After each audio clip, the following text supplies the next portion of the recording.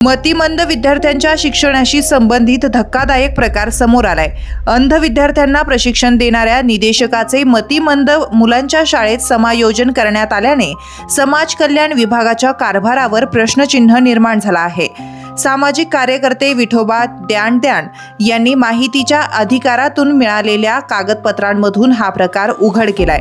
संबंधित बाबीची कोणतीही सखोल शहानिशा न करता समाज कल्याण अधिकारी हर्षदा बडगुजर यांनी समायोजनाचा प्रस्ताव वरिष्ठांकडे पाठवला।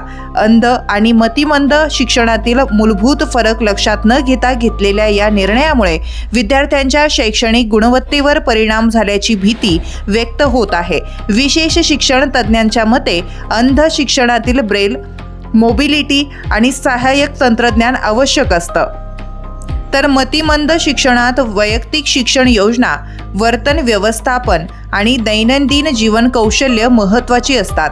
दरम्यान सरकारच्या दिव्यांग सक्षमीकरण विभागाच्या 7 एप्रिलच्या आदेशाप्रमाणे श्रीमती ज्योती राजेश महाजन यांचं नाव समाज सेवार्थ प्रणालीमध्ये समाविष्ट करण्याबाबत निर्देश देण्यात आले आहेत। यामुळे या प्रकरणाचे गांभीर्य अधिक वाढले आहे।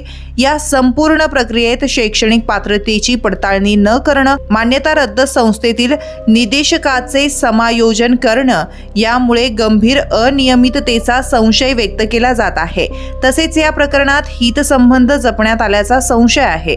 तसंच मोठ्या प्रमाणात लक्ष्मी दर्शन झाल्याचंही बोललं जात आहे। त्यामुळे समायोजन आदेश तात्काळ स्थगित करणं, समाज सेवार्थ प्रणालीतील समावेश थांबवणं, वेतन आणि भत्ते रोखणं अशा एक न अनेक मागण्या करण्यात आल्या आहे।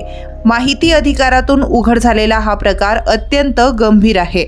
विशेष शिक्षणातील नियम आणि पात्रता तपासल्याशिवाय केलेलं समायोजन मतिमंद विद्यार्थ्यांच्या भवितव्याशी खेळ करणारा आहे।